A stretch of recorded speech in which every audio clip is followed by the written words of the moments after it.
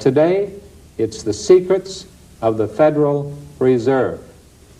Eustace, the Federal Reserve, it says federal right on this book. That must mean it's a governmental agency, doesn't it? Well, it means it's as federal as Federal Express. That's the true meaning of federal.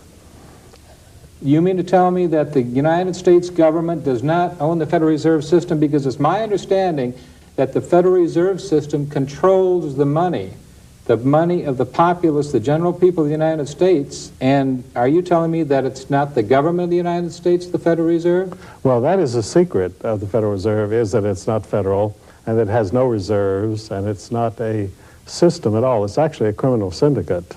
It's a criminal syndicate. Well, how can you say that? Tell us about that, Eustace Mullins. Well, I can say that because north of here, there's a millionaire's retreat called Jekyll Island, Georgia, which for many years was the private preserve of some of the wealthiest families in the United States. They met there in secret in Thanksgiving of 1910 to draft a money monopoly plan which they intended to foist on the people of the United States.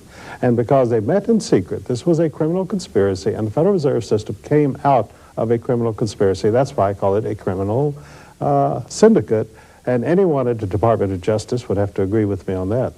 Now, when they met, apparently, from what I've read, is that they said that at that time it was going to help the farmers because there was going to be more loans that would be available to farmers, and that the Federal Reserve System was for the middle-class American people. Is it true? I mean, in the long run, did it turn out to be a benefit to middle-class America, Eustace? Well, their approach was that these very wealthy people were setting up this privately owned money monopoly to help everyone else. In other words, there was going to be compassion and caring all the way.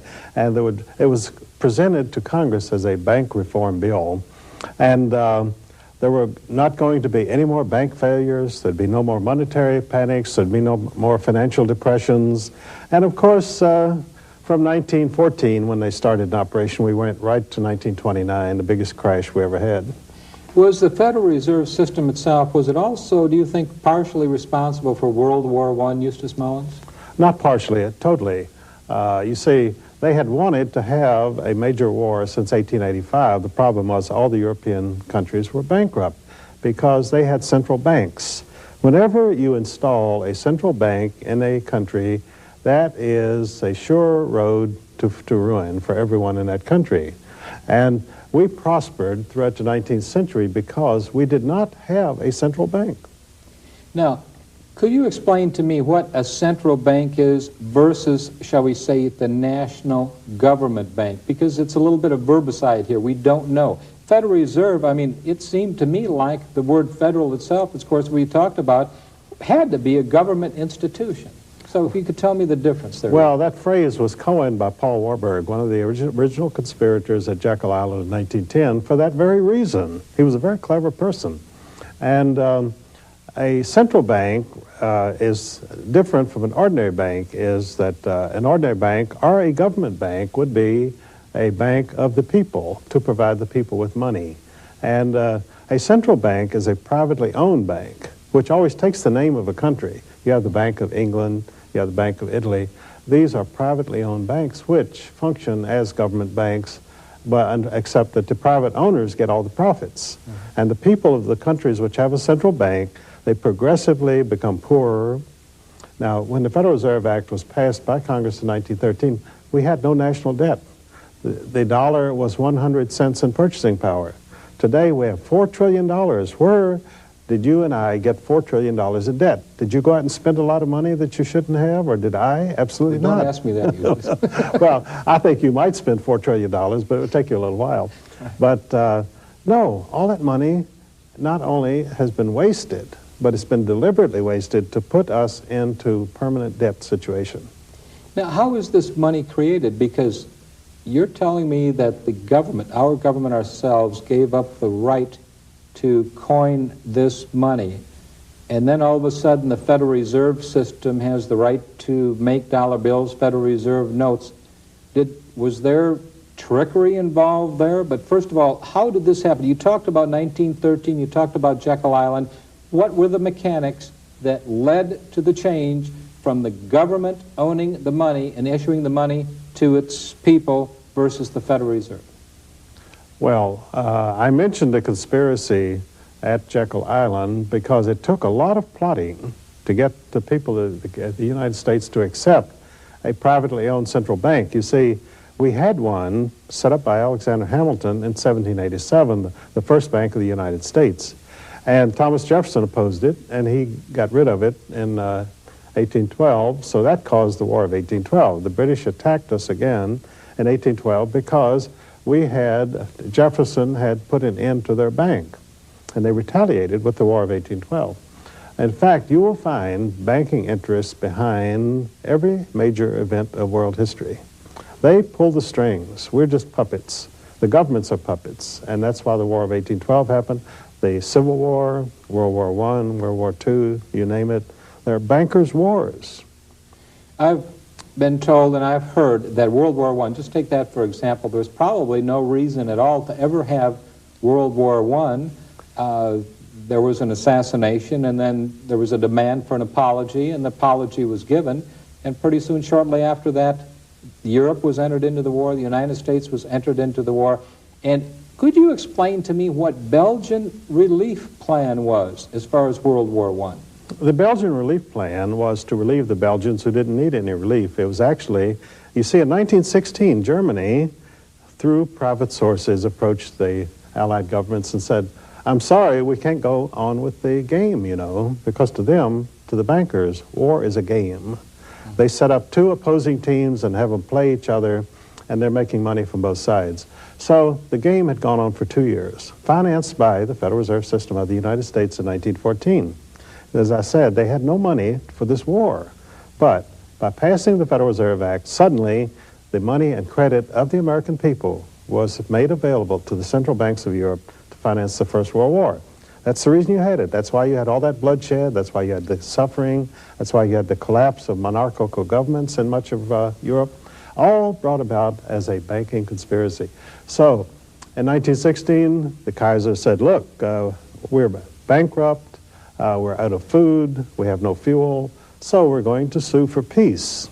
Well, this did not fit in with the program of the international bankers because they hadn't even gotten the United States into the war yet in 1916, and that was part of the plan, that we had to get into it. So they said, all right, we'll take care of you. We'll get you food, and we'll get you fuel, and we'll get you money. Well, the money was no problem because these international bankers operate all over the world. They got him the money. But the food was a different situation. How was the United States to furnish food to Germany so they could continue to fight for another 2 years? And so it had to be done through subterfuge, and so they called upon Herbert Hoover, an old Rothschild employee, whom they had hired, by the way, because he had been barred for life on the London Stock Exchange as a notorious swindler. And the Rothschilds said, get this guy, we need him. So he went to work for them. And sure enough, in World War I, they said, Herbert Hoover is the man to set up a Belgian relief commission to feed Germany so we can have another 2 years of World War. And that's exactly what happened. The great engineer, he was called. He was there, actually, the great... He engineered 2 years longer for that war, anyway. Well, he was the great swindler. He was the most notorious promoter of mining stocks in the world.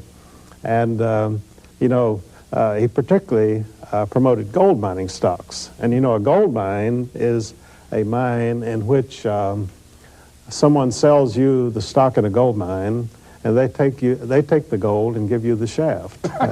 And so this was Herbert Hoover's background. He'd always given people the shaft. And so they said, now he's on the biggest swindle of all time. He's going to operate the Belgian Relief Commission. And he said, yes, I'll run the Belgian Relief Commission for you, and we'll feed Germany with one proviso. I'll get all the money. And he did. Herbert Hoover came out of World War I and the Belgian Relief Commission as one of the richest men in the world. No, it's my understanding that actually in World War I, 21,000 people in America also became millionaires amid the death and the destruction and the slaughter and the hardships of these soldiers. 21,000 people actually became millionaires. Does war itself, does it create different classes of individuals from a financial standpoint? Well, war is enormously profitable because it's so destructive. You see, modern technology and modern industry produces so much that the competition drives the prices down, everybody goes bankrupt. So you have a war, and it destroys so much that then everybody gets rich again, replacing all the stuff that was destroyed in the war. That's the story of modern economy. I read in your book also, Eustace, that the average working man, what they have said, and we're talking about members of the Federal Reserve, and we're talking about the elitist core, that the average working man should never rise above the certain level, that the rest of the income he takes in, the majority of that should be taken by taxes. Are we in a situation today where the average working man is just barely getting along, spending his whole life working, not being able to enjoy the opportunities and joys of life?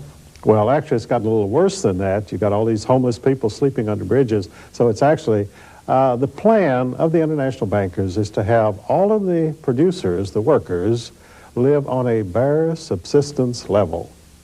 And this is the basis of all taxation, of all government control of industry, is to make sure that the workers do not have a comfortable living, because they're afraid if they get too comfortable, they won't work as hard, you see. And this plan was devised by the diabolical mind of a man named David Ricardo in England in the early 19th century. He was an associate of the Rothschilds. He had become enormously wealthy through associating with the Rothschilds as a stock speculator in London. And so when these people make a lot of money, then they have leisure to sit down and figure out devilish plans to enslave everybody in the world. For some reason, when you get a lot of money, that's all you can think about, is making sure that everybody else in the world is going to work for you for the rest of their lives at a bare subsistence level. This is the plan David Ricardo worked out, and this is the basis of all governmental programs in the United States today. It's to keep the people at a bare subsistence level. Now, we have this Federal Reserve System. Who owns the Federal Reserve, Eustace Mullins? Well, any citizen of the United States will tell you, oh, the Federal Reserve System is owned by the government. And of course, they've been brainwashed to accept that. You go to any university in the United States, Yale, Harvard, take all the economics courses, they will never tell you that the Federal Reserve System is privately owned. Because the purpose of the universities is to misinform you, to keep you deluded. By the way, do you mean to tell me that this program that we're doing today, Eustace Mullins, you'll find out more about about the Federal Reserve than you will at Harvard or Yale in a full 4-year course? Absolutely. In fact, you'll be finding it out for the first time because no one else is going to tell you this. And what they do is they hire, as professors of economics at the major universities, they pay them $100,000 a year to prevent them from ever telling their students any of the realities of economic life in America today. Okay, so you have an ownership of a small group of people in this Federal Reserve. Are there a large group of people? Are there 100 people or 8 people or 20 people that have stock in this Federal Reserve System? There are 100 families who own the stock of the 12 Federal Reserve banks. The government has never owned one share of any Federal Reserve Bank. And the present banking chairman of the banking committee in Congress, Henry Gonzalez, he even says that it is a government bank, that it is not privately owned. And how he can say that when I published this book in 1952, it's been in print ever since, that the government has never owned a share of stock in the Federal Reserve banks. Well, the pretext to put this over on the people is that the President of the United States, who has been chosen and elected by the bankers, then chooses people who will serve as Federal Reserve Board of Governors. And they supposedly control the economic life of the United States. And of course, they're all stooges.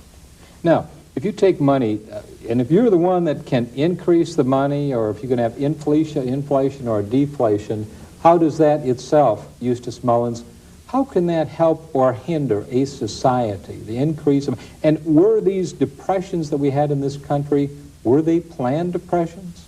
Every depression was artificially engineered by purely mechanical means, by suddenly decreasing the money supply, by telling the banks to foreclose all their loans. And in other words, you bankrupt everybody one fell swoop. Well, why do they want to bankrupt everybody? So they can take over their property at 1 cent on the dollar.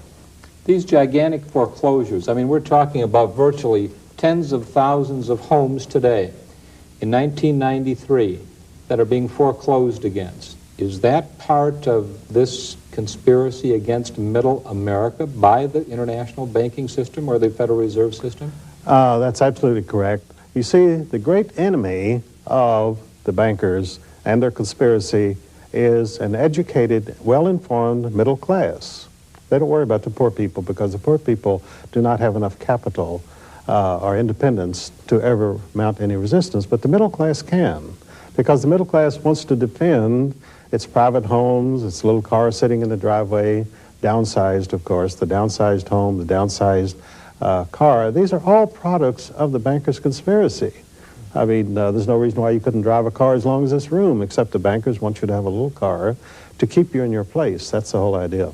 You know, Eustace, one of the things I can recall 20 years ago or so, that gas used to be 25 or 35 cents a gallon, somewhere in there, whether it's premium or if you had unleaded or if you had regular. Now, we go from 25, 35, now it's $1.35, $1.40, whatever it may be. But there was this gigantic boom, and I was told back in 1972 that the Federal Reserve of St. Louis determined that they wanted 80% of the food and the fiber that was produced in this country. They wanted that in ownership of about 100,000 corporations. You see, we used to have 40 million farmers in this country, but they wanted to level those farmers down and put it in the form of corporations so they could control this food. And then the second thing was the fuel. But, you know, when I listen to things like that, I think it's so absolutely bizarre. Why would you take the strength of a culture, the farmer that can go out and raise a fine crop of children and give morality and give understanding and close to the soil, why would you take them away from the soil using the means of a Federal Reserve or the twisting of the money and the inflation and deflation? Why would anybody want to do that, Eustace? Well, the bankers do not want to see a strong, viable country or nation anywhere in the world. They want a weak, despairing people who are struggling for their daily bread, who could never mount opposition to them. They're the enemy of every nation in the world. And they work from within to destroy it. As you say, they weaken the country. I mean, why today in the schools is it so important to educate 6-year-old students on the importance of choosing an alternative lifestyle, of becoming homosexuals? Most 6-year-old students are not really concerned about what their future sex life is going to be. But they find that the program is so important, they've got to make them make up their minds by the time they're 7 years old that, well, I've decided I'm going to be a homosexual. And then there means no children, no stable home life, no nothing. So you say that there's all these little conspiracies, it seems like, within a conspiracy, and it's meant to drive the morality of America to a very low ebb, the lowest we've been in for forever since our country began? They're conducting war. I mean, you just saw the big shootout at Waco. That's really typical of these people. They want to make war on you. And it's not government, it's the people behind the government. There is no government in the United States. And what you have are these conspirators behind the government. You have Bill Clinton being chosen out of nowhere to be president of the United States, member of the Trilateral Commission, coming out of a backward state like Arkansas, one of the poorest states in the United States, because the Rockefellers went in there and bought it in 1946. Winthrop Rockefeller III owns Arkansas, and he owns Bill Clinton. The Rockefellers own him lock, stock, and barrel. Okay, now we found out, Eustace, so far that the Federal Reserve itself is not a government agency. Is that correct? Absolutely. Not a government agency. But yet they say that the President of the United States appoints certain people to the Federal Reserve. If he can appoint people to the Federal Reserve, don't we, you and I, as tax-paying citizens, have some control over the Federal Reserve? Well, have you ever suggested a candidate for the Federal Reserve Board to your congressman? No, I haven't. And if you did, how much attention would he pay to you? I mean, suppose you said, look, I'd like to see Eustace Mullins on the Federal Reserve Board. So you write your congressman, here's a man who spent 50 years studying the Federal Reserve System. Why don't you put him on there and let him work with these people? I can tell you what, your letter would go right in the trash because these people are chosen out of New York and London and Paris. And their background has to be that they're part of the system. or they wouldn't even be considered. Okay, we have a system. We have a system that works against the middle class. Right. And that system, how does it get its money? Where does it make its money from? Does it print money? They have what they call the magical money machine, where you put in a blank piece of paper and crank out a $100 bill. And of course, con artists used to sell machines like that at county fairs to the suckers. So now, these bankers got together and sold that machine to the people of the United States. And we're all the suckers for it, I guess, huh? Well, they put in the blank pieces of paper and they hand out $100, but they don't give you the $100. You have to give them $100 worth of labor or real estate for it. In other words, nothing is free. In order to perpetuate their ownership of the magical money machine, the Federal Reserve System, they entered into the bill in 1913 when it went through Congress that you and I could never buy a share of stock in the magical money machine. In other words, the people who bought the original stock in 1914, they own it all today. It cannot be bought or sold on any stock exchange, because if you own a magical money machine, why would you let the suckers buy it from you? Right. You sell them the paper, you don't sell them the machine itself. Well, how did they purchase this magical money machine? I mean, did they pay somebody off, or was it, I mean, you mentioned before Jekyll Island, and I heard that there was a no-name club at Jekyll Island. Would you tell us a little bit about that, Eustace Mullins? Well, these are very important bankers who met there secretly in November of 1910.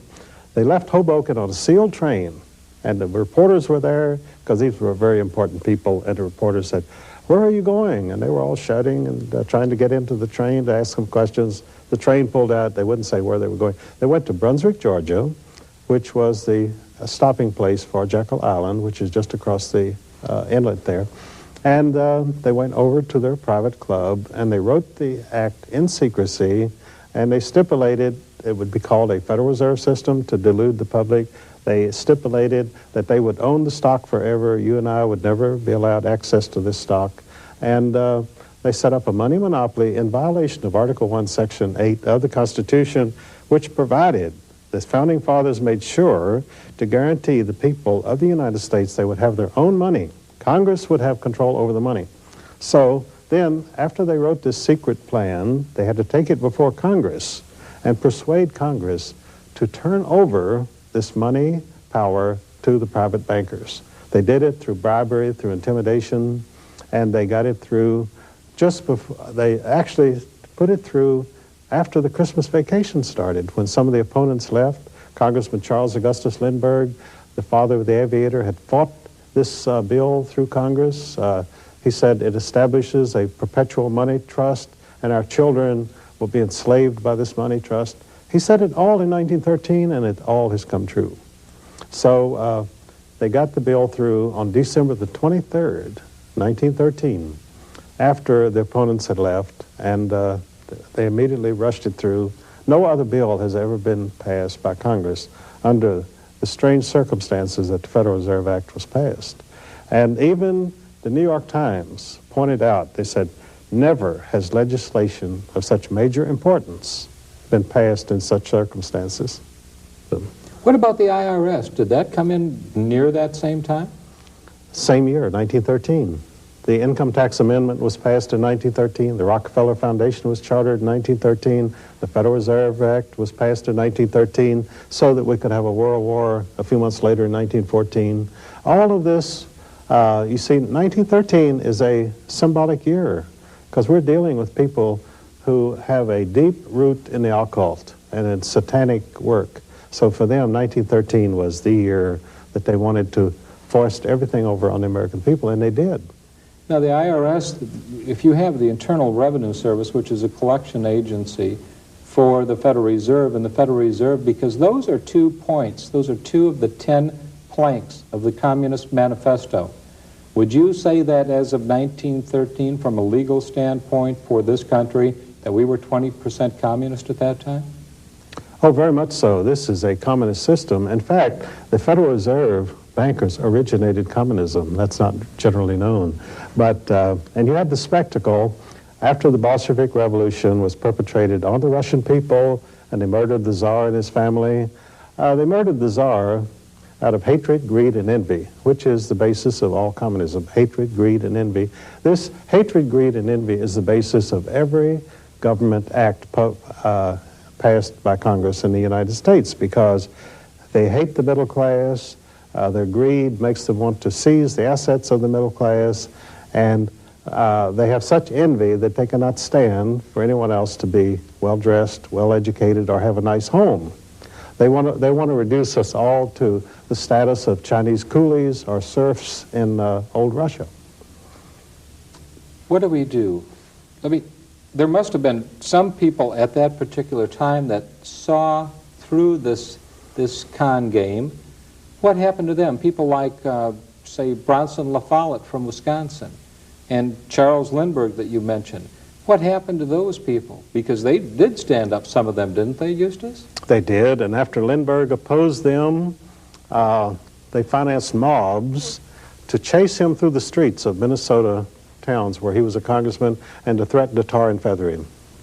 He was lucky to escape with his life. They took his books and threw them out in the piles in the street and burned them. He wrote books exposing the situation. You can hardly find those books today. They were burned. Now, you mean to tell me that also, is that how they've been doing it? They've been buying people off ever since 1913 to keep their game. And I know in the government today there's a request by many congressmen to have an audit of the Federal Reserve. Could that do any harm? Actually, an audit of the Federal Reserve would simply substantiate their legitimacy. I mean, you don't want to audit the mafia. Why would you audit the Federal Reserve? It's an illegal organization to start with. You don't audit a criminal syndicate. You put it out of business, and you lock up the people who perpetrated this on the American people. Let's go back to Andrew Jackson, because Andrew Jackson threw the bankers out one time, didn't he? He did indeed. And the country prospered. Oh, tremendous prosperity. Andrew Jackson, as President of the United States, said to the bankers, "Ye are a nest of vipers, and by God, I will root you out." And so he immediately took all government funds out of the second bank of the United States, which was a central bank. And of course, they went bankrupt because they needed that money for their operating capital. And in fact, today, every bank and every business in the United States is operating on the Social Security taxes that they collect from their workers by extortion, because without that capital, they couldn't exist. Now, what about the Rockefellers and the Kuhn-Loebs and some of the Lazarus brothers? Who actually owns the stock? What are some of the names of the people that own the stock in this Federal Reserve system? Well, you know, I was the first person to ever publish those names. In fact, Congressman Wright Patman, who was chairman of the Banking Committee of the House back in the 1950s, and I used to visit him in his office. He was a great admirer of my book, and I have his letter reproduced in the book. And he said, "You know, Eustace," I'm sitting in his office, and he said, "There are two things I need." He was getting old. He said, "There are two things I want to do before I die. I want to find out who owns the stock of the Federal Reserve banks, and I want to audit them." Well, he died without achieving either objective. And at that time, I myself had not completed my research to find out who the owners were. And I finally found out about 10 years after Wright Patman died, and that information is in there. And of course, no surprise that the owners of the stock since 1914 are the big rich, the elitists, the Rockefellers, the Harrimans, the Warburgs, the Schiffs. And in fact, Governor Clinton, the representative of the little man, is now going to send Pamela Harriman to Europe as an ambassador. Tell us about, how do the Harrimans, and tell us about Prescott Bush and George Bush. I mean, if this is going to be a conspiracy, it has to kind of go up the ladder, doesn't it? I mean, are these families that kind of work themselves in and then just stay there forever? Well, that's absolutely true, because in order to have reliable people, you have to have families which continue generation after generation. I call them the dynastic families of the world order, because these are true dynasties. You know, the old monarchical dynasties of Europe are pretty well gone, except for the British royal family. And the reason that they are still in power is they represent the old Canaanites, which go back 5,000 years, the black nobility. And in fact, most of the wealthy families of the world today are, well, I'd say all of them are the black nobility. They're all interrelated. They have arranged marriages to protect the money, you see. And they have common goals. They have a common program. So no one is going to get in there and upset the apple cart. Now, sometimes they marry outside of their family patterns, but the people they marry are playboys. In other words, they could go to the Riviera, they can have their yachts, but they never interfere with the program of the world order. So we're talking about the power of money, I guess, huh? Well, it's the power of power, because money is power. You cannot issue money unless you have power. I mean, I cannot hand you a piece of blank paper and say, listen, this is a $100 bill, now give me $100 for it. In order for you to do that, I have to have power over you. So the power comes first, and the money is simply a medium of exchange, a medium of control. And in fact, the money that we have today is an obligation. It's a promissory note, promise to pay. In other words, the government has no money. You and I have no money unless we have gold and silver. What we have are promissory notes, which, by the way, Paul Warburg was so brilliant that in the Federal Reserve Act of 1913, he stipulated, and it's right in the Act, you could read it, that these printed pieces of paper, which the private bankers are printing for their own profit, are then to become full obligations of the government of the United States. In other words, of the taxpayer. They can print all the billions of dollars they want, and as soon as they print that money, you and I owe that money. Not only do we owe it, but we've got to start paying interest on it immediately. In other words, they can take a thin piece of paper, write a $1,000 bill, print that $1,000 bill, and they have created this money out of nothing. Are you telling me that? They have testified before Congress that they create the money out of nothing.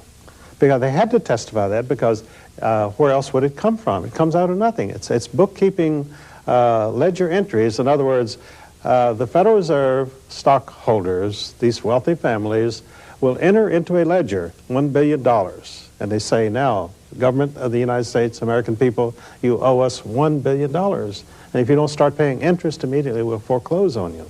That's the way to do it, huh? That's the way. How come you and I couldn't have thought of that game? Well, we should have thought of it first. Now we're out of the picture, see? But as my understanding in the Bible, there were two things that Jesus said was an abomination. And the second thing was usury. That's right, usury. And is that the reason that our country is so indebted today, because of this usury system by a group of people that print money for nothing, and we pay in bondage to keep the system going? Well, that's exactly correct. And my mentor, Ezra Pound, who started me on a campaign to study the Federal Reserve System in 1948, and commissioned me to go to the Library of Congress. He said, see what you can find out about the Federal Reserve System. Well, I didn't give a hoot about the Federal Reserve System. I was going to write the Great American Novel, and I had no interest. I didn't even have a bank account. You have, at that right time. here. Well, I guess it is. It's more interesting than a novel. And so I went down there and I found out it was a criminal conspiracy, and I came back. See, Ezra was a political prisoner, held in an insane asylum for 13 and a half years without trial. I finally got a congressman interested in his plight, and that opened the door. He walked out a free man, just like that. You have to have someone to intercede for you, because you're dealing with a diabolical government which responds only to force or the threat of exposure. And that's what Congressman Usher Burdick did. He went on the floor of Congress. He said, why is the government holding this man? Well, they had no answer, so they released him. So you knew a poet by the name of Ezra Pound. He commissioned you to write the first book on the Federal Reserve. He was incarcerated at that time in the United States Penal Institution or whatever, but the point is then Mr. Burdick, congressman from North Dakota, he was the one who was able to have Ezra Pound released. Is that correct? He was indeed, and that's why you always need someone who can intercede for you, because you're dealing with a diabolical government. If you don't have some way of having someone intercede with you, you're helpless. Now, Eustace, we have the Federal Reserve System. Does the Federal Reserve System itself, I happen to think that I've been patriotic most of my life, but the more that I see about this government, I'm not talking about the country because I love my country, but the government to me seems more and more diabolical, and I've seen my friends in business, good quality, hard-working, middle businessmen that are not in business anymore. And something has to be, I mean, there was some reason that they're not in business. It seems to me the giant corporations now own the majority of the wealth of the country. Am I imagining things, or is the small businessman, small farmer, small select individual, are they being financially wiped out? Well, they're being wiped out by the Federal Reserve System through the Internal Revenue Service. Now, I have a friend named Paul Desfossis. He and I travel around the country lecturing together. He was an IRS agent for 20 years. And the program, he told me, the program of the IRS for the past 10 years has been to close down every small business, every independent, privately owned farm in the United States, because it's easier to control people who have no assets, who have to work for a salary for somebody. And they intend Well, why would the government do that, Eustace? For control. They want the Fortune 500 to own everything in the United States, to control all business, so that they don't have to deal with individuals. You see, the federal government has no power over an individual. People don't realize that. You don't even have to talk to an Internal Revenue agent, because Article 1, Section 8 of the Congress says, Congress shall have power to provide for the common defense, that is, raise armies, and for the common welfare of the United States. Well, the United States means the federal entity. So Congress, no federal entity, has any power over the individual citizen. Only the states can deal with its citizen. You know, looking back, Eustace, in my childhood, and I'd come home, and you'd see in most homes or cities whether it was in Wisconsin or Georgia or California or New York or wherever, you'd see nice homes with a picket fence around. You'd see a man coming home after work with a lunch bucket, and he was raising 3 or 4 or 5 children.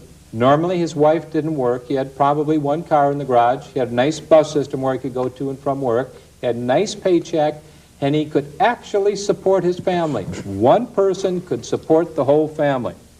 And there was silver, that was one of the commodities of the exchange, and you had gold, and I guess even partially at that time, but the value of the money seemed to be so strong in comparison to what we have. Now, we've gone from this situation, Eustace, where a man could stand up and feed his family and be proud, to today. We have sometimes 2 and 3 and 4 people working in a family just to support the same lifestyle that my father produced for our family 40 years ago. Now, has the Federal Reserve, does it have anything to do with this change in lifestyle or the way we have to work so hard just to make ends meet today? Oh, this has been a deliberately engineered program whereby the wife has to go out and earn a living. She cannot stay home and raise the children. They want the state to control the children. In fact, Hillary Clinton is in the White House today to absolutely ensure that the parents will no longer have any say-so on the life of an American child. They are to become wards of the state.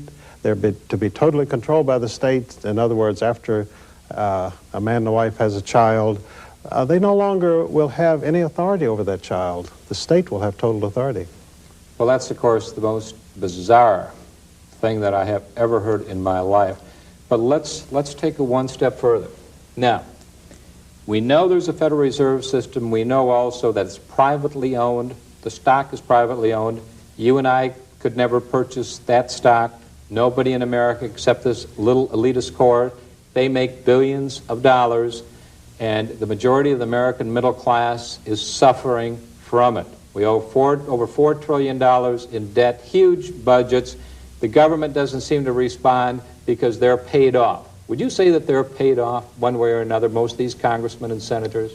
They're all paid off. Well, who did Bill Clinton bring to Washington as his new staff? He got the top insiders, the top lobbyists, the top lawyers in Washington. These are people who are accustomed to earning $500,000 a year. People like that are easy to control because they want to go on earning $500,000 a year, $10,000 a week. And when you pay people that kind of money, you own them. They're never going to object. I don't care. If you tell them, go down there to Texas and and murder a bunch of children in a little church, they'll do it. Now, Eustace, what if we could change this system? What if we took the Federal Reserve and we went back to where our government, with good, solid congressmen, non-lawyers, were running our republic? How long do you think it would take for this country to get back on its feet, be independently wealthy, get rid of its indebtedness, and have money enough so each family and jobs enough could support themselves and live in a substantial standard of living? How long would it take, do you think? Well, you couldn't do it overnight. It would take about 6 weeks. In 6 weeks, you're saying if we did get our government back, if we got that Federal Reserve back, and I understand that there's a method we can get that Federal Reserve back. Tell us about that, Eustace. Well, you see, as a sop to the congressmen who still were not totally convinced about the wisdom of having a Federal Reserve System passed by Congress, the very last part of the Act, Section 34, says, Congress retains the right to alter or repeal this act at any time. Now, all that means is that language means that tomorrow Congress can meet and say, well, let's buy back the Federal Reserve stock, $144 million, which, by the way, if they appropriated the $144 million to buy back the stock of the Federal Reserve, they would wipe out a $4 trillion debt. That'd be quite a bargain, wouldn't it? I would think that would be about the bargain of every century that I know of since time began. And we need a bargain. But that's how simple it is. You see, regardless of all the damage that has been done by these people, by their insidious plotting, by their paranoid conspiracies, that can be corrected. The American people are still sound. I have total faith in the people of this country. I think they really just need to know the truth, Eustace, and from that truth, I believe that if they knew the truth, that they'd make the correct decisions, don't you think? Well, why do you think the Federal Reserve bankers control the major television networks? Because they only want their propaganda to go out to the people. They realize that 3 days on television could inform all the American people of everything that's gone on. Now, Eustace, you and I have been talking briefly here now. In the next couple, 3 minutes, tell us just a thumbnail sketch of what we've learned about the Federal Reserve System. Well, we learned it's a criminal syndicate. See, the American people know the mafia is a criminal syndicate, but the mafia is not doing the damage to the American people that the Federal Reserve is. So, therefore, we go after this criminal syndicate, we put them out of business, and what we do is we liberate the people. It would be a new revolution. Okay, we have the new revolution, we take the Federal Reserve System back, we put people to work, and the reason they go to work is because they have sound money after that. Is that correct? That's correct. They get a return for their labor. You see, the income tax is a tax on your labor. It's a tax on your property. It is not a tax on income. There is no such thing as income. What you have is the product of your labor, and that's what they're stealing from you. I really think, Eustace, that we could have such tremendous building and construction across this country. If there was a sound money system, people would be building homes, they would be building their vacation areas, they would be at work. And to me, the biggest thing that this system, the Federal Reserve System, has taken from us as a country and as a family and as a group, and that is the hope for the future. Because today there doesn't seem to be much hope. In other words, you have health problems for the country, you have all crime, you have rampant, everything I think, though, can be related, whether it's the drugs or the S&Ls. I think those things can all be related to the Federal Reserve. Do you think that? Oh, I certainly do. And the adult middle class is totally convinced there is no hope today, but the young people have not quite realized it yet, and that's why the young people are our hope, because they have no idea how grim things really are.